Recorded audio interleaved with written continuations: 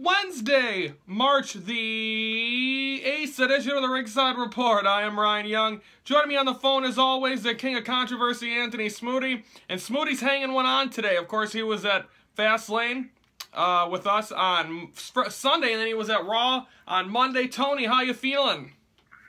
Good. I said I raspy voice, but I'll hang in there.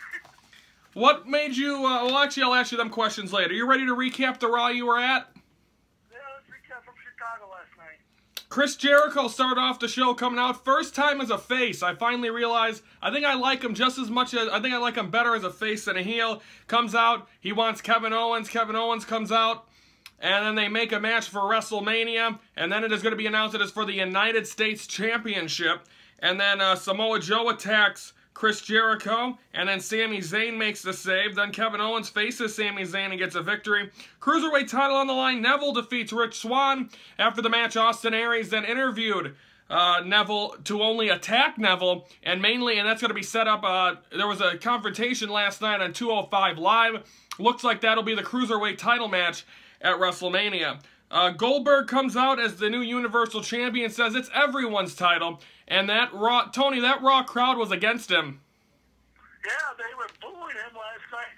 Other than the Milwaukee crowd was cheering him last Sunday night. Tony, you sound like Dick Vitale. Yeah, baby! Yeah, baby! Paul Heyman then comes out and says he's not alone. Him and Brock Lesnar then face-to-face as Paul Heyman hypes the match for WrestleMania that is now for the Universal Championship. Then Brock Lesnar F5s Goldberg, and that's that. Tag team titles on the line. Gallows and Anderson versus Enzo and Cass ended in no contest. When Cesaro and Sheamus interfere, there will be a #1 contender match next week where the winner will get a match against Gallows and Anderson for the tag team titles at WrestleMania. Tozawa defeats Daivari. New Day defeat the Shining Stars. Mick Foley comes out, welcomes Bayley, and says she is the women's champion, but she says she don't deserve it, and all this other stuff. Well, Sasha Banks comes out and says you do, and I think we should face each other at WrestleMania. Charlotte comes out and says she wants a rematch, and then Stephanie McMahon comes out and makes Sasha Banks versus Bayley, and it will be Charlotte versus Bayley, and if Sasha Banks beats Bayley, she gets in the match. It'll be a triple threat match for the Women's Championship, and Sasha Banks defeats Bayley. Then Samoa Joe defeats Chris Jericho by count out, as he choked him out. And then to close out the show, Braun Strowman comes out, and he wants Roman Reigns, but it ends up being The Undertaker coming out, and then Braun Strowman goes through the crowd. Roman Reigns comes out. He gets choke slammed. Tony, what was the reaction on Monday when the lights went out and the dong hit? Well, a lot of people were pissed that Undertaker wasn't going to show because they thought that Undertaker wasn't going to show, so they started leaving the building. Because I was on the upper level, and people are saying, "Fuck this! I'm leaving the building because the Undertaker left." And when the Undertaker showed, sorry, you guys missed a great ending. But kudos to Undertaker Monday night, firing the first shot, same thing with Brock Lesnar.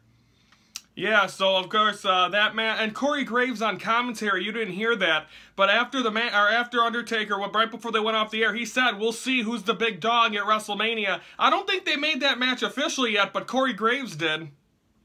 No, they haven't. Well, Corey Graves changed his mind, but they haven't made it yet because they're going to still hype it. But what will happen is, what else will happen? Triple H, the live satellite said that if Seth Rollins shows up at WrestleMania, his career is going to be over. Triple H is going to personally end his career at WrestleMania. It's going to be I can't wait for 25 days to go. Oh, my God. It's going to be exciting, folks. WrestleMania 33 and Ringside Report will have the full coverage. Of course, we announced on Monday we will be at everything WrestleMania weekend. We have Access. We have the Hall of Fame. We have TakeOver. I'm looking forward to that, our first TakeOver. WrestleMania, Raw, and SmackDown. We'll give you coverage from all them events live on the scene, and that'll be on our week of shows from Orlando. Also, congratulations to Rick Rude. He's been inducted in the Hall of Fame. And May 21st, WWE returns to the Allstate Arena for Backlash representing SmackDown. We're going to take a time out when we come back. We're going to preview Ring of Honor and NXT. That's next on the Ringside Report.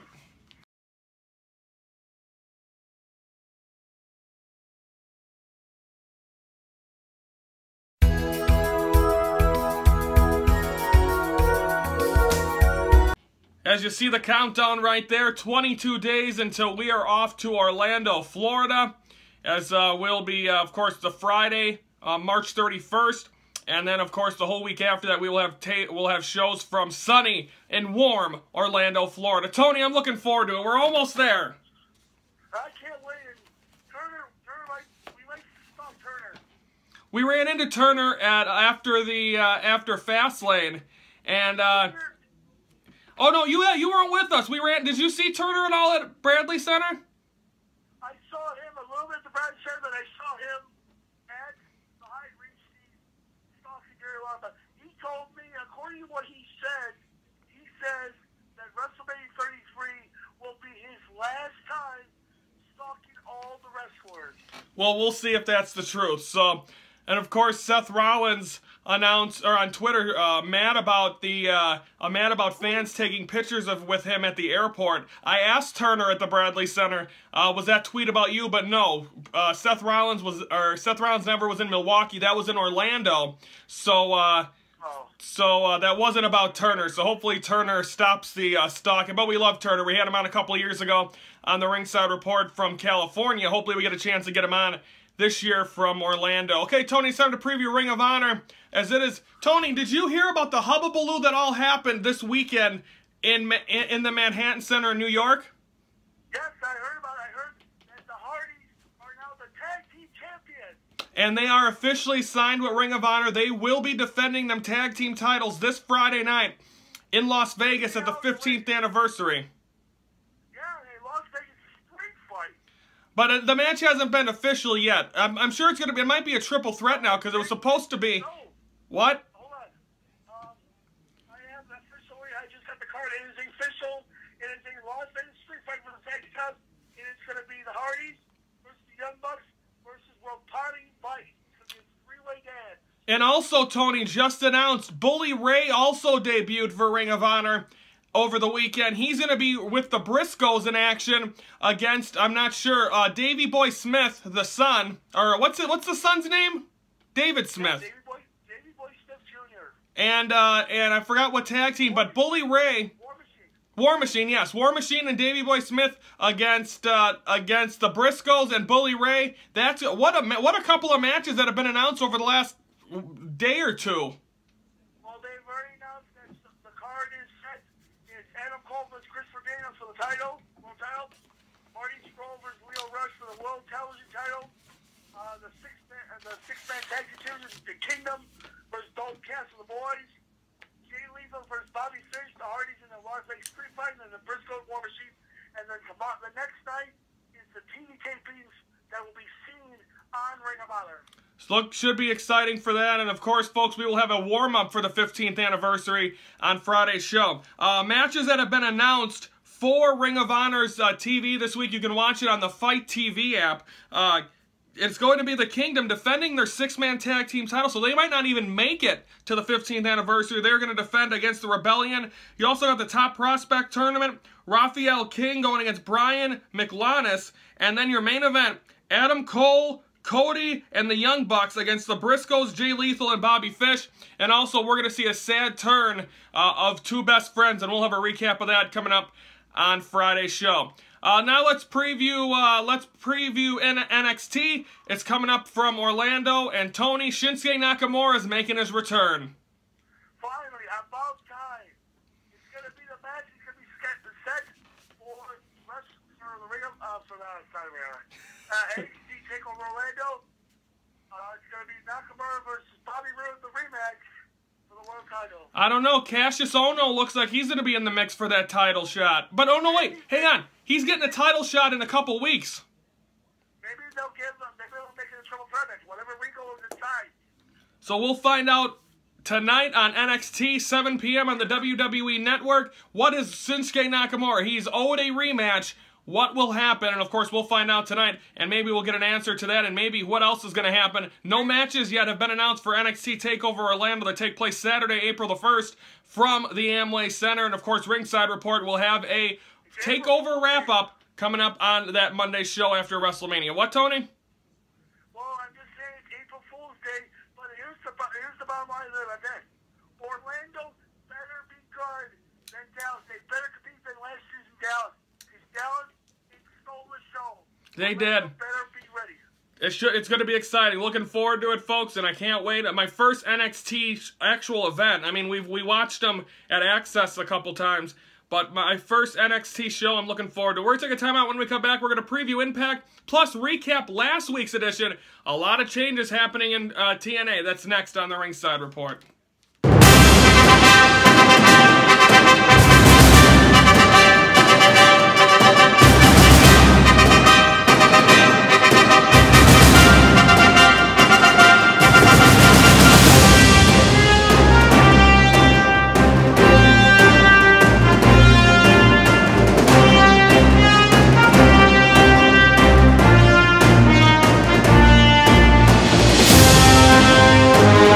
Welcome back here to the Ringside Report for this Wednesday. Hope everyone is having a good week. Tony, when you were riding home from Chicago on Monday, did you run into any of those storms?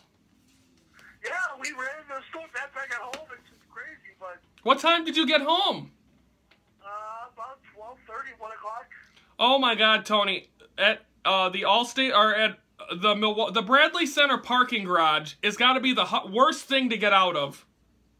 It was a bad house Sunday night, but last night it was a bad house because people are just crazy. They didn't open we didn't get into the building until 5 o'clock, 5:20, but they didn't open the front parking lot until 4:30. Wow. All right, folks, let's recap TNA from last week. It's of course, this week, a lot of changes taking place. It's the new era of TNA begins tomorrow night on Pop TV. This is last week's edition. The Knockouts title on the line. Last knockout standing. Rosemary defeats Jade. Moose comes out, calls out Cody. They go back and forth and they brawl. James Storm defeats Jesse Goddard. X Division title. Trevor Lee defeats Andrew Everett. The Hardys won the MCW tag team titles, and of course they are gone from TNA now, so apparently the tag team titles are up for grabs, and I believe that question will be answered over the next month. Impact Grand title, Moose defeats Drew Galloway, who's also left the company, so Moose is your new Grand Champion, and then the TNA World title, Lashley defeats Josh Barnett. Speaking of the World title, Tony, we're going to have a special debut coming up on Thursday in Impact, and like I said, things are going to get shaken up starting tomorrow night. Yes, tomorrow night they're going to be shaken up because there's going to be a new owner, there's going to be a new cup, a new run, and I want to see a one-on-one competition between GC3 and Jeff Jarrett. That would be interesting, because if Dixie Carter's nephew versus Jeff Jarrett, that would be a I wonder if, I don't know if Jeff Jarrett has an on-camera, I think he's just behind the scenes. I don't think he's in front of the camera. Well, I think what EC3 should do is start promoting, like saying, oh, that my auntie was the greatest owner and founder of TNA, and then just rip Jeff Jarrett apart until Jarrett finally, because it used to be a couple years ago where Jeff Jarrett was in Global Pro Wrestling or whatever it was, and he used to face TNA. And of course, there's been rumors about him possibly getting TNA's back on Spike TV in the United Kingdom. He's trying to get it back in the United States. We were talking before during the commercial break that I think that would be better because I don't like Pop TV. It's not in HD. I hate to be a spoiled brat, but watching all wrestling in HD, and that's the only thing that's not in HD. I hope they get back to Spike TV because that, once again, would send TNA... TNA has sent a lot of shockwaves through wrestling, and I think if TNA gets better, that's going to make WWE forced to get better as well. You know what would TNA be better? If TNA would do the version of WCW, where they have Hulk Hogan, Kevin Nash, Eric Bischoff, Scott Hall, the new version of TNA, that would piss off Vince McMahon and London. What they should also do is when they go back to Spike TV, fuck Thursday nights, well, go live on Monday nights and start to be because Raw's dropping to the ground. They already did all that, though. Yeah, but that was when Hogan was, that's when Spike TV was falling down. Now when you got Jarrett, a bunch of Ponte, El Patron. Whatever. You still got all the founders. They should bring back Hulk Hogan because he would definitely run TNA higher and higher. Of course, tomorrow night, I'm excited for it. We'll have a recap of that on Monday's show. But looking forward to see how Impact turns out. The first one under Jeff Jarrett and, of course, Dutch Mantell, who formerly Zeb Coulter. So should be excited. Speaking of TNA, last Sunday night, that's all I was hearing was delete. There was a delete side. They're talking about all the doing easy green chats, everything last Sunday night at the Brown Center.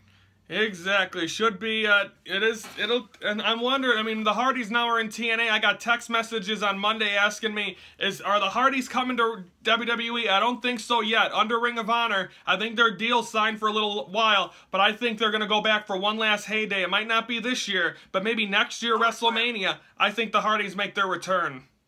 Yeah, I think that or SummerSlam, come back in Brooklyn, and maybe that the W's return back to WWE for one more run. By the way, actually, that makes a good point. What if they could do the Dudleys versus the Hardys in Ring of Honor now if Devon ever comes back? But Devon's an agent now for WWE, so I don't think that's happening. No.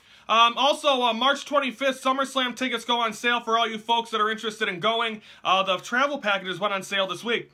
That'll wrap it up for this Wednesday show. Tony, rest your voice, and I'll see you on Friday. All right, I'll see you Friday. For Anthony Swoody, I'm Ryan Young. Thank you for watching the Ringside Report, your front row seat to all things wrestling.